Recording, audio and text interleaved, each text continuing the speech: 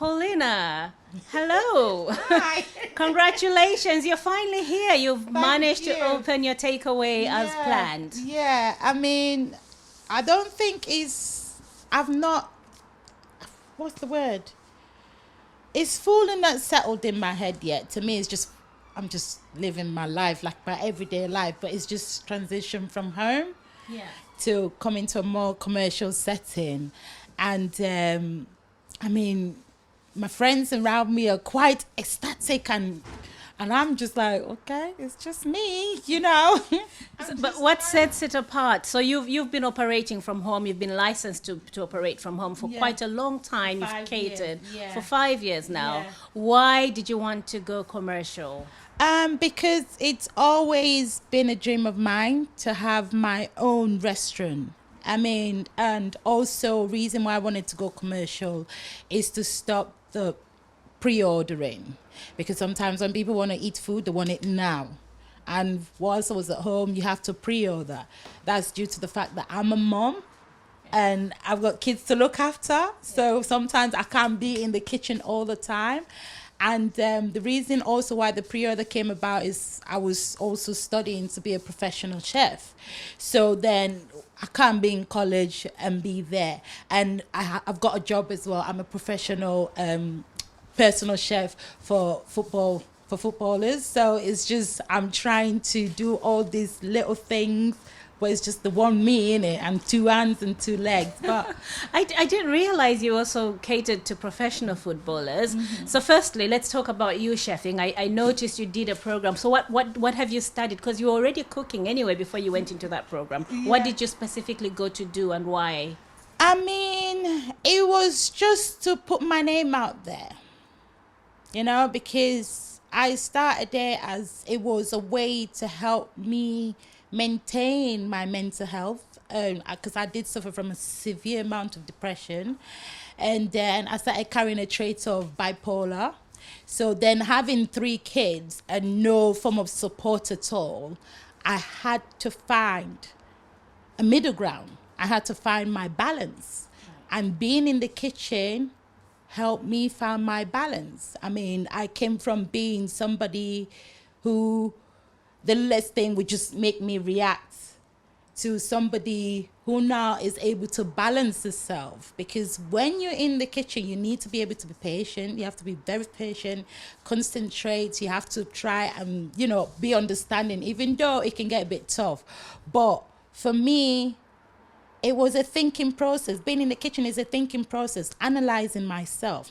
It's not about anybody else, because I've always been about trying to better myself than I was. So because I never had that kind of upbringing with my parents, God bless their heart, they did the best. They did what they knew how to do. But it wasn't enough for me as a child, because so many things happened to me as a child. And having my children kind of brought all that back. So it was now me fighting to survive. Congratulations. Thank What a you. powerful journey and a very powerful story to go with where you are. So tell me more about firstly, the professional footballers. Who are you catering to and how did you get that gig? I can't really call names because I signed the non-disclosure, but some of the United players, and I've worked for some of the Watford footballers and catered there, and was part of the team to cater for Elton John as well. And that came about, actually, I just posted a picture of myself in my chefing uniform, like that, with one picture. It's empty, because I don't know how to use this technology social media thing. And then a lady called Chef Muse sent me an invitation to apply for a job.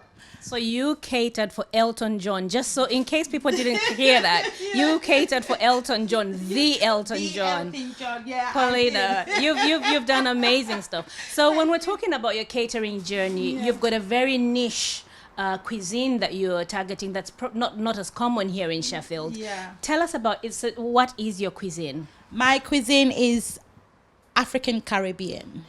and the twist of Paulina in there. So it's quite different.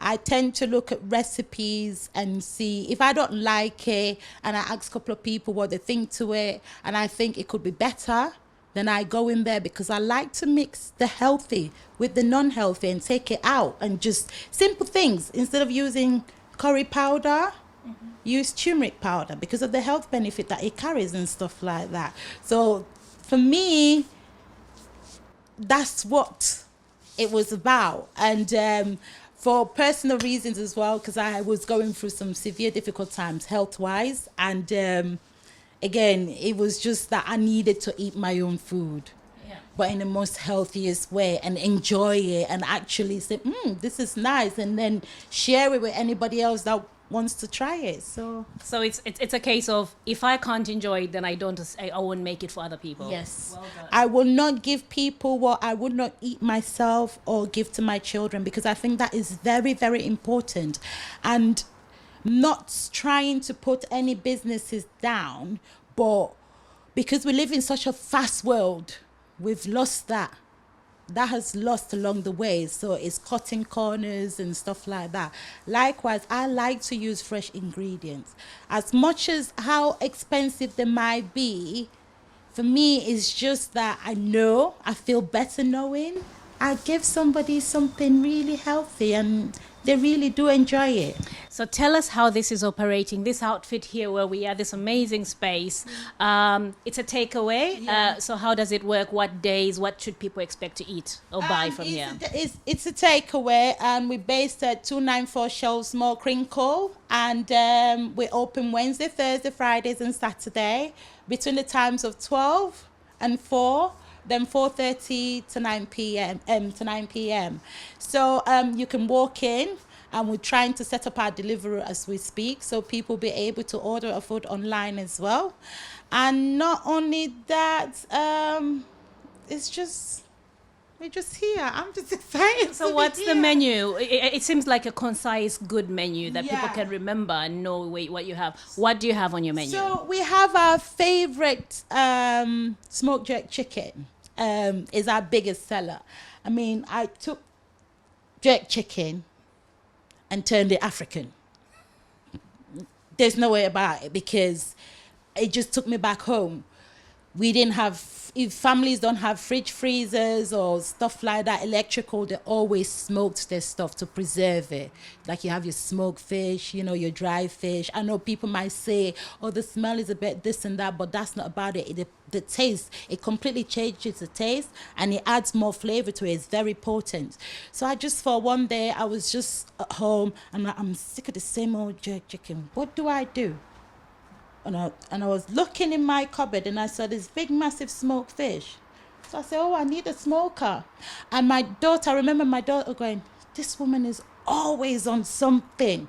Next minute, this little mini drum smoker, that size, arrived. And I'm like, what are you doing that for? I said, I'm going to smoke the jerk chicken.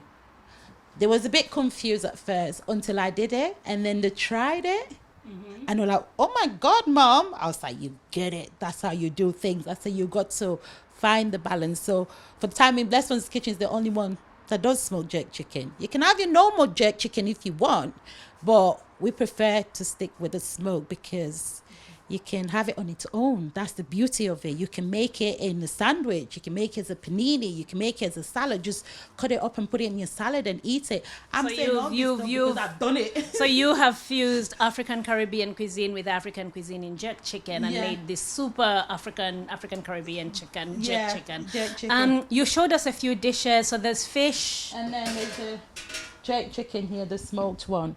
I mean, the smell alone, it's just incredible. Yeah. So then we've got the fish stew. Yeah. Then we've got the coconut lentils. Yeah. We use the red ones, so the one that's been split in half, because it takes a bit shorter to cook. Yeah. And then we've got our curry mutton infused with just carrots and stuff like that. So And you've got jollof rice and the coconut lime chicken. Lovely, and everything comes with a salad. Yeah, salad, coleslaw, and puff puff. Puff puff. You should have said that, because people will want that. It's so. Well, Paulina, maybe just the last thing that I would really like to get from you. I noticed as I was coming up that you particularly highlighted that the food is halal. Why was this important? Because I didn't want to minimize ourselves. We are quite diverse in what we do, so we want to integrate everybody with our food. We want everyone, whether you're Muslim, you're Christian, you're non-Christian, you're pagan, you're atheist, we can serve you. It's just how it is. Lovely. Thank you so much, and congratulations again on opening up. Thank you very much.